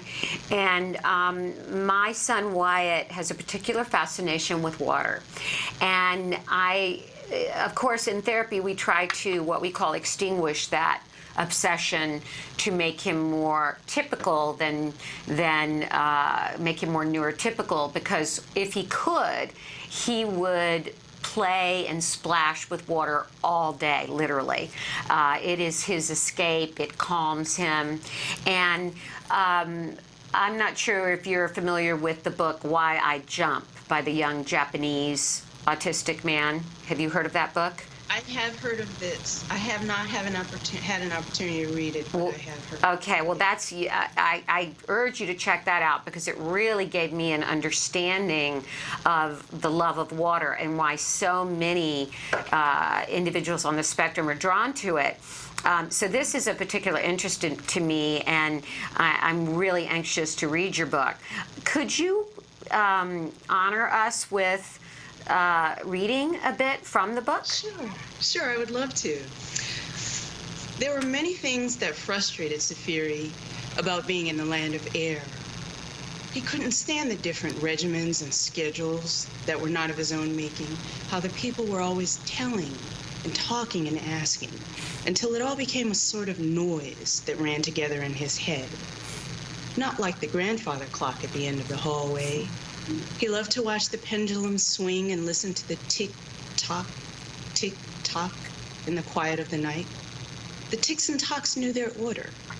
They understood their place. He liked to press his ear to its mechanics, its genius and symmetry. The sound was like his favorite shape, a cube, a shape of perfection, with its height, width, depth, balanced against itself, whole and complete, like the night, like the dark in the coat closet. Sometimes he was able to enter and close the door before his mother could catch him, and he was encased. He was protected by the sublimity of height, width, depth. That was how everything should be. But Safiri discovered, as early as 2 years old, that air and water were different places with different ways and language. He had been playing with some colored blocks on the floor. He remembered his mother picking up different blocks, saying something and pointing. He didn't look at her face, but he could see that finger pointing from the corner of his eye and her hand holding the block. But he didn't want to hold the blocks. He didn't want to think about their shape and color and mimic her sounds. He had wanted only to line them up and line them up again, to ensure that they were where they were supposed to be. He tried to explain, screaming, kicking, biting, flailing silence, but his mother did not comprehend him, and the more he tried to get her to understand, the more it became clear to him that she would never know his language. But there was nothing like the loveliness of his world of water, the realm of deep blue and luminescence where Safiri spent much of his time floating. He loved to drift far out to the obsidians, as his sea friends called them. He could speak there and be understood. He could float out to the realness of his world of water, where the sea was an endless expanse as turquoise as the liquid in his bathtub. He could head toward his desired destination anytime he wanted, with only his little wooden boat gliding toward the 3 great black rocks that rose from the ocean, where the invertebrates and the spiked beasts and the water plants ruled. The dolphin waited for his company there, and the great octopus sat in majesty in his iridescent lair on the ocean floor. What concerned him in air did not concern him in water. He did not need the laws of physics to rein in his terrors, frustrations, and confusions there. He did not need to spin or bang or rock or flap. He could forget about the creatures flying in his dreams. He could forget about the words of air and speak freely in water, where the language of men was as indecipherable to his friends of the deep as it was to him, an encrypted thing to ponder briefly and release, like the dialogue of wolves and birds in flight. Wonderful. And we both got choked up. We both got very choked up as you started to read. Your words are just beautiful. What a mastery of. Beautiful writer. You are quite a wordsmith and quite a researcher too. Yeah, it really touched me. Well, thank you. That means so much coming from you. It really does. I was fortunate to have, aside from regular research, moms of autistic children who opened their hearts really with letters when they had time anyway, because everyone's busy, but just sharing what their day looked like, and the many moms that shared the video blogs to show what autism looks like, what motherhood looks like, what a day looks like. Well, I'm so struck by how beautiful the words are, but also one of the things that I was also struck by is that we talk a lot on this show about our underserved populations in the autism community, and there are many underserved populations, but one of them is the African American community.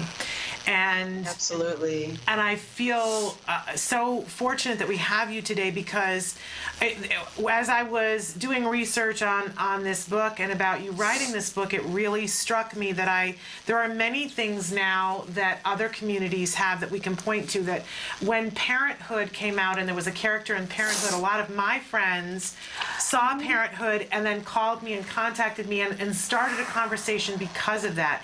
And so often we need things like fiction and art, and we need movies to show things, to open up for all of us to begin to understand them. And I firmly believe that the African American community has needed this book. Yeah, the characters are, as Shannon said, they're not your typical protagonist. You have an overweight black woman, an autistic boy, and an incarcerated father. Where did you come up with these characters? I think the characters really came about as a result of the concepts. I never start with a character in mind. I always start with a concept, and then the character becomes layers. They end up being a sort of composite of other people, other lives that I've read about, and also the possibilities. All of these characters in the book represent, especially Safiri, represent the human capacity for greatness, the possibility of wonder. And what really brought that home for me was just, I love looking at oil paintings, and I began to, by accident, I came across some paintings by a young man named Neri Abraham, who is autistic. He's 19 years old. And I didn't realize he was. I was sharing his photo. I was sharing his paintings, his oil paintings, with my friends. And went and contacted the email address, and lo and behold, his mother, who's from Israel, said, "Oh yeah, this is my son's work." And I thought, it's just the tip of the iceberg, and it just really gave a glimpse of the human possibilities of all of us. Just because someone can't necessarily communicate or tell us something in a certain way doesn't mean that their abilities and their potential isn't there. Interesting because interesting because Wyatt is also an artist. He's a painter, so you've touched a nerve there. Go ahead, Shannon. Well, I was just going to say that one of the running themes throughout the book is the different ways that people can be imprisoned by different things, and that there's a wide range of things in which you illustrate this that I think that anybody could find a connection with. That there is autism, there's gluttony, there's self-hate, there's racism, there's imprisonment, all these different things. And so I want to make sure that people know that this is not just a book for the autism community. Absolutely not. This is a book for all of us. I think this will speak to anyone because we all have our own kinds of things that imprison us. Really definitely. beautiful. How can people get the book? Everybody's probably wondering that now. How do they get this remarkable book? Okay, many different ways. There's you can go to SimonandSchuster.com. You can go to my website, www.morowayejide.com. I'm also on Goodreads. It's been all over Goodreads, so as well as Amazon. Okay. So and those are the best. When did you release the novel? The book came out June 10th. Okay, so you're really just getting the momentum going here. Now, you've got an important event coming up. You're going to be at the Brooklyn Book Fair on September 21st. You're going to be joining a lot of very well-known, celebrated writers. Can you tell us a little bit about that? I'm excited about it. Very prominent festival. And I'm going to be on a panel called Autism Portraits. And I'll be joining some really distinguished people. Ron Suskind, he's a Pulitzer Prize-winning journalist, as well as Jill Mullen, who wrote the book. And she is autistic herself. She published a book called Drawing Autism through Akashic Books that's been doing very well. So really, we're going to be talking about how autism played a role in our stories. And clearly, clearly you're aware of the statistics with the rise in autism, 1 in 68. 1 in 68, right? Yes. Sometimes I get that transposed. So clearly, autism is going to be touching all of our lives, whether you have somebody in your immediate family or not. Almost all of us know someone with autism, and almost all of us. Yeah, and you've really illuminated something here that I think I'm just really. I have not had a chance to read it prior to this interview. We just got this set up, but both Shannon and I are planning to get the book and spend time delving into it and undoubtedly being touched by our own connection to it. And we just want to thank you and wish you the best. Do you aspire to see this maybe made into a film, or do you just want to see right now the book become a big success? Well, obviously, I would love the book to have staying power and to really resonate with people for many years to come. I would love to see it in visual format, especially through the eyes of Safiri. A series through Safiri's eyes would be wonderful as well, I think. Well, we wish you the best of luck with all the things that you're doing. And again, on the 21st, which is this weekend at the Brooklyn Book Fair. Sunday. Yes, this Sunday. Thank you so much for being with us, and thank you for writing this lovely novel. Thank you so much. This has been a real delight. It's been a pleasure having you. Good luck. Take care. Bye-bye. You too. Bye-bye. Wonderful, and as you said, a wordsmith. Yes, she was 3 words in, and we both started to well up. Talented writer, talented woman. Wonderful young woman. Okay, we're going to take a break, and we're going to come back to finish out the show, so stick with us. Okay.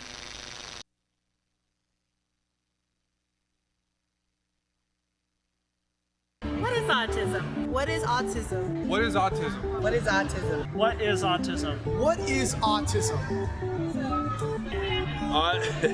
I've been asking myself that for a very, very long time. Let me think about that one? Trying to just Jeez. Let me think. Oh man, that's a big one. Yes. autism. Autism is a neurological disorder that affects many of our kids in different ways. It's a learning disability that affects the cognitive functions of the brain. A lot of people have the misconception that it's a disability, and it's really not. I look at it as like a special gift. When one person thinks differently from another. It's an opportunity for everyone to learn to understand someone that's a little different than them. Autism is the ability to educate. They're given so much talent in different areas. To me, autism means a chance to be with and be around people you really care about. Autism is beautiful. It's a way of seeing the world differently. It's always unique, totally intelligent, and sometimes mysterious. Happiness that comes out of my son's hard work. It's a movement. Unpredictable. That's right. Awesome. Love. The field I want to work in. Laughter, fun, joy. Autism is beautiful to me. I want you to remember these 3 words. There is hope.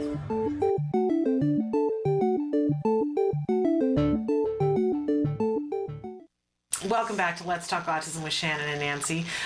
We were a little bit behind because we spent a little bit more time than we had planned, but because we wanted to. Yes. So it's been our topic all this week to talk about early intervention. Right. And I wanted to take just a minute for each of us to talk about what early intervention meant to us. To us. Well, I say we didn't get it. Although you pointed out we got it a lot earlier than some. Yes. Wyatt did start ABA at around the age of just under 5. He was 4 3/4. He was obviously not diagnosed until 3, not diagnosed correctly till 4. We did start some biomedical interventions at 4, which I believe helped us immensely. But I often think, well, shoulda, woulda, coulda. I think he might have been recovered had he started interventions at 2. Yeah. But, you know, this changed the course of my life forever. And had he been recovered, I don't know that I would be doing the work I do, because I find it so important. I thought, if this could happen to me, what about the person with no resources, no connections? And that's what got me involved as an advocate and activist for other families. So I'm blessed, really. And we relatively got early intervention. Jem started ABA right after his 3rd birthday, like 2 weeks after. It could have been 6 months earlier. And that if I had had it more together and had known. Why are you saying if I? Well, how about the people around you? Well, because I've told the story before about the fact that when we took him to the developmental pediatrician, she said to me, don't do ABA with him, it'll turn him into a robot. Right. And I chose to listen to her. Well, instead but that's of doing not your fault. I think you're taking it on yourself. But, well, I think we all do that, right? And my point that I want to say is that for those of you who are watching and may still be in a bit of denial and haven't decided about whether you're going to do something or not, and I said this yesterday too, that I don't think anybody that has a child that was ever behind regrets the day that they went and got the diagnosis of how far behind they were. But we all regret every single day before that. Yes, definitely. And so if you can put that into some sort of perspective and take action on it sooner, we hope that you learn from what we went through. The longer you stay in denial, the longer you ultimately keep from walking the path you need to walk. I'll just put it like that. Yeah. Okay, so now let's talk about and then let's talk about the path that I did go on. And 9 years ago, I put together a little fundraiser in my backyard called Denim and Diamonds for Autism. It's evolved a little since then. It's going to be for 550 people at the Four Seasons. We're honoring Holly Robinson Peete, Rodney Peete, Nolan Gould from Modern Family, and it's just a star-studded event now. So I'd like to run a little video so you can see what it's like from last year. Okay, here we go. Act Today's annual Denim and Diamonds for Autism brings together some of Hollywood's hottest stars and Southern California's compassionate residents for a night of giving. It's kind of a mystery that needs a lot of money and a lot of research, a lot of time.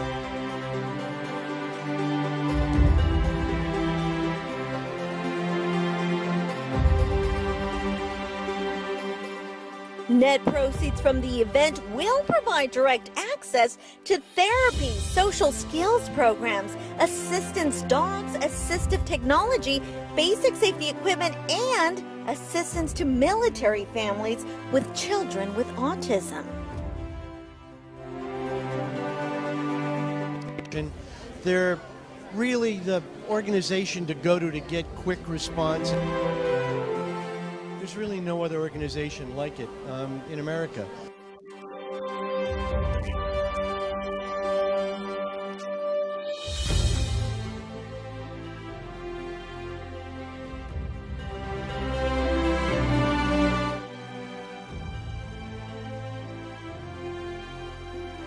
It has become a star-studded, celebrity-attended mega fundraiser. And it should, because as this event has grown, so have the cases of autism. And so we need more and more moments like this, more and more people to be recruited towards the cause. That's what motivates people to get involved and to contribute. You know, hopefully when you come out to these events, it is emotional and it does touch you, and, you know, it does, you know, motivate you to do something about it. Since the creation of Denim and Diamonds for Autism Act Today has provided over $1.5 million in access to care and treatments to children with autism whose families cannot afford the necessary tools their children need. Marcella Solorio, ACT News. So there we go. It's going to be October 19th at the Four Seasons. Now, it is a fundraiser, so I just have to stress that, you know, the tickets are $250. A lot of galas are $500. Yeah. But it is a chance, if you're able to attend, it goes to, obviously, you heard where it goes. Yeah. And it is a really special night to remember, and this year is going to be bigger and better. I have just a little hint. There's some brothers that are going to be part of the program. Their last name is Baldwin, and they have a big autism connection, which a lot of the world doesn't know, and we're going to unveil it to the world that night. So I think everyone should come, and we've got some wonderful things to give away. Wonderful packages. It's a lovely evening. I've been to the last two, and I said we were showing and seeing all the stars that were there, and it's amazing how lovely they are on that night, and that they show up to be of support and because that allows for news media to cover it. Yes. And they know that, and they're there, and they turn out in force. And I just I saw Shamar Moore. And here's the thing, she had been talking about Shamar Moore before that night, and talking about how stunningly gorgeous he was. I'm not good with situations like that, and I had seen him on television, and I was like, he's a very good-looking man. Right. And, you know, I'm not 13 anymore. Right. No, we're not. Okay, let's face you know, I'm not ridiculous. He could be our son. Right? He could be my kid. I'm probably my grandchild by this point. In any case. So, but it was so funny because that night the red carpet was outdoors. Yes. And so the sun was just setting to just a certain point, and he came on the red carpet, and I saw that he was coming, and it was my turn to interview him. He dresses so dashingly, too. Oh, my goodness. Like a long coat and fingerless gloves and a scarf. And you know, the man is dapper. Let's say that. And I'm channeling my grandmother right now. He's the bee's knees. He's dapper. Where did that come from? But anyway, the sun was sort of setting, and it just, right as he came to be in front of me, the sun was just hitting his stunning eyes. And it was like I opened my mouth and my brain fell out, and I went, "Oh my goodness, you're beautiful." That was my opening line to him with a microphone in my face, and he said, "Hey now." And like, you know, this is like the weirdest thing. And I said, "No, I'm sorry. I'm very happily married, and I'm, you know, practically a senior citizen. But you are stunning." It's fine to appreciate beauty. As we were watching that video, I was saying, Brooke Burke is so stunning, and I miss her on Dancing with the Stars. I do too. I like the lady they have now, but I do too. She's great, Erin. But you know, and to see these stars in their full makeup, you know, and sometimes I open my mouth and my brain falls right out. I know, and then there's some there that are just that you just, like Joe Mantegna, who can top that? Is he? Oh, and he's our age, so we can, you know, we can. And his wife even knows that I think he's like like stud of the century. Stunning. Okay. In front of my husband, I said to him, you know, you're very attractive. How about when I went backstage with Bruce Springsteen, and I knew Bruce when I was a teenager, when he was just getting started in the band Steel Mill, and we were reminiscing about the old times, and I said, you know, I even cooked you breakfast once, and he went, uh-oh, and I said, don't worry, I didn't sleep with you. And right in front of my husband, I said, I wish I had. And this is my husband, by the way. Hello, excuse me. Yes, no problem. Well, you know, sometimes. I mean, who wouldn't have wanted to? The boss? Come on, Reed even said, I wish she had. That's too funny. Yeah, you know, it just happened. So anyway, we always tell you good stories about it afterwards the next week, all the stories about rubbing elbows with the rich, famous, and popular. But they're lovely to come out. And I want you to know that they know that they're there to support your kids. They absolutely get it. They do. Know that that's what it's about. They do. And that's a luscious thing to experience. It is. And it's a chance for Nancy to get dressed up and pretend she's a celebrity instead of sitting in the office dealing with the reality of what those families that we're raising money go through, which, you know, can be very discouraging. And can I say, Nancy knows how to do that too. Nancy gets on her little, you know, her little sheath spangly dress and always looks fabulous. I get to feel like a celebrity that night. It takes like 4 of my best girlfriends to come over and put something on me to just stand there with a microphone, and I still look like the bag lady. No, that is not true. That is not true. It is true. I'm not going to let you say that this birthday week, lady. Anyway, it is what it is. Okay. I'm not so used to and comfortable, and I'm in my flats. There's no such thing as high heels, especially if I have to work. You know what I say about high heels? The higher the heel, the closer to God. Well, then I'm in trouble.